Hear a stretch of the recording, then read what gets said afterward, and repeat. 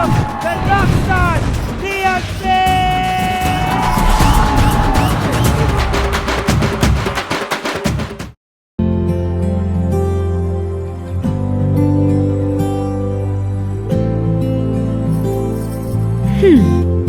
Night ஃபுல்லா இப்படி பார்த்துட்டே இருக்கலாமா? பாலடு.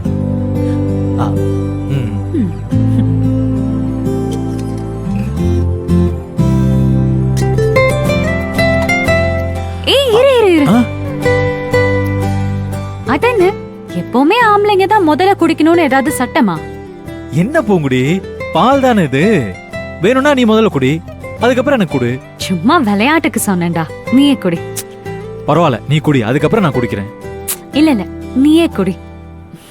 புருஷன் குடிச்ச எச்சிப்பால பொண்டாட்டி குடிச்சா ருசி அதிகமா இருக்குமா?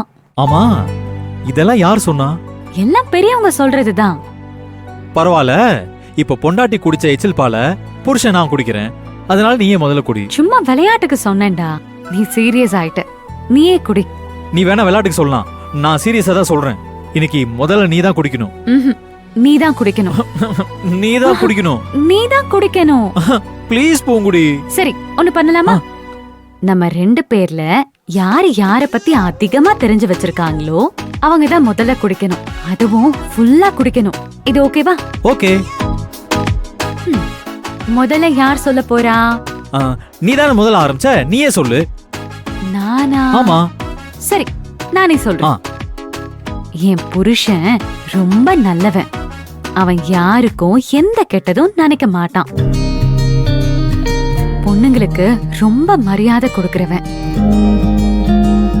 படிக்காத மேத, ஆனா ரொம்ப ரொம்ப ரொம்ப நல்லவன். குறிப்பா பொண்டாட்டி தாசன். போதுமா? இப்ப நீ சொல்லு. என் பொண்டாட்டி ராட்சசி. இல்ல இல்ல, அழகான ராட்சசி. ராட்சசி. அந்த ராட்சசிக்கு எல்லாரையும் தான் அன்பால கொல்லணும்னு தான் ஆசை. அவ அன்பிலேயே எல்லாருமே அடிமையாயிடுவாங்க.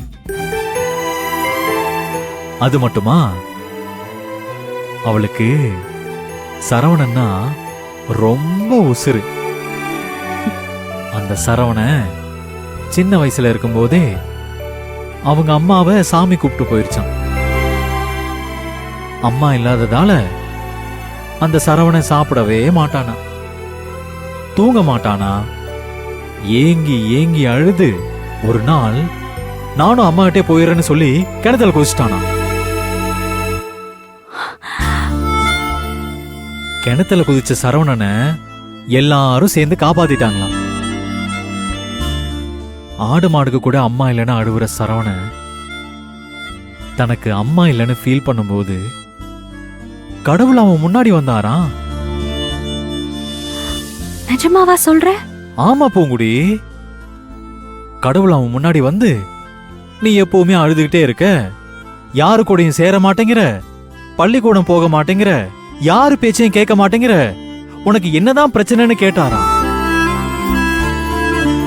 அதுக்கு அந்த குட்டி சரவண, எனக்கு எதுவுமே வேண்டாம், இந்த உலகத்துல எல்லாத்தையும் விட பெருசு அம்மாதான்,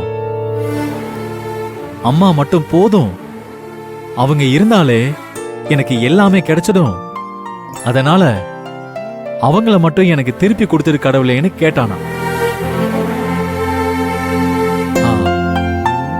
அதுக்கு அந்த கடவுளு, நீ ரொம்ப பாவம், உனக்கு ஒரு அம்மா இல்ல 2 அம்மா தரேன்னு சொன்னாரு. சரவண ரொம்ப சந்தோஷப்பட்டான். அதுல ஒண்ணுதான் மகேஸ்வரி அம்மா. இன்னொரு அம்மா எங்கேன்னு அவன் கடவுள்கிட்ட கேட்டான். அதுக்கு கடவுளு, நீ பெரிய தவம் பண்ணணும்னு சொல்லியிருக்காரு.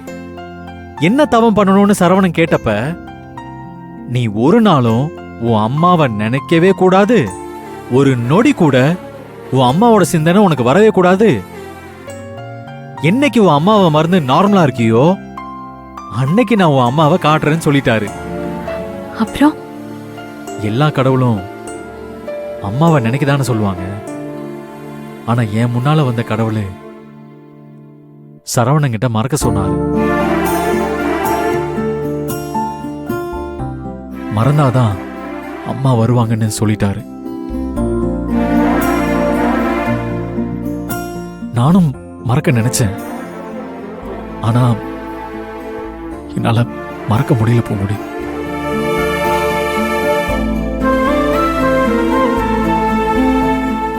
அம்மாவை எப்படி மறக்க முடியும்? இருந்தாலும் அம்மா திரும்ப வரணும்னு நினைச்சு நான் அம்மாவை மறக்க நினைக்க நானும் எவ்வளவோ முயற்சி பண்ணி பார்த்தேன். ஆனா அவங்க என் கனவுல வந்துட்டே இருந்தாங்க. அவங்கள மறக்க நான் ரொம்ப கஷ்டப்பட்டுட்டேன் பூங்குடி.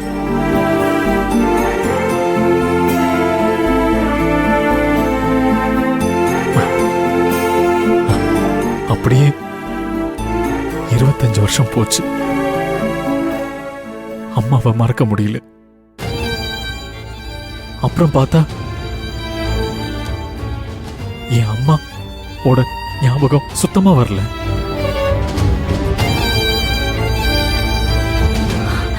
நான் பயந்து போயிட்டேன்.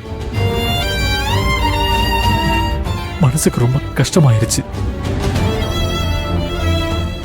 அம்மா அம்மான்னு அழுது கூப்பிடுறேன். அம்மாவே காணோம். அப்புறம் பார்த்தா கடவுளே வந்தாரு. நான் கடவுள்கிட்ட கேட்டேன், ஏன் அம்மா வரலன்னு. அதுக்கு அவரு சொன்னாரு, நான் தான் உன்னை தவம் இருக்க சொன்னேனே. நீயும் 25 வருஷமா தவம் இருந்துட்டு உன் அம்மாவை மறந்து அவங்க உன் நினைவுல வரலனா நான் உண்மையிலே அம்மாவை வர வைக்கிறேன்னு சொன்னேன்ல அப்படின்னு என்கிட்ட கேட்டாரு பூங்குடி. நானும் ஆமா அப்போ நேர்ல எங்க அம்மா வந்துருவாங்களான்னு கேட்டேன். அவரும் அவ வந்துட்டா போய் பாருன்னு சொல்லி எனக்கு கை காட்டினாரு. நான் அவரு கை காட்டின பக்கமா போனா அங்க நீ இருந்த என் பூங்குடி.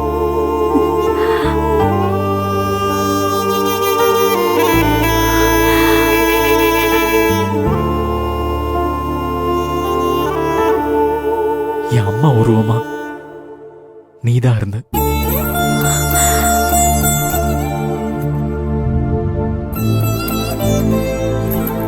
அப்போ கடவுள் வந்து சொன்னாரு, அம்மா மேல எந்த அளவுக்கு பாசம் வச்சிருக்கன்னு சோதிக்கதான் உன் அம்மாவை மறக்க சொன்ன. ஆனா நீ இத்தனை வருஷமா ஒரு நொடி கூட மறக்காம உன் அம்மாவே நினைச்சதுனாலதான் அவளை உயிரோட கொடுக்கணும்னு நினைச்சேன்.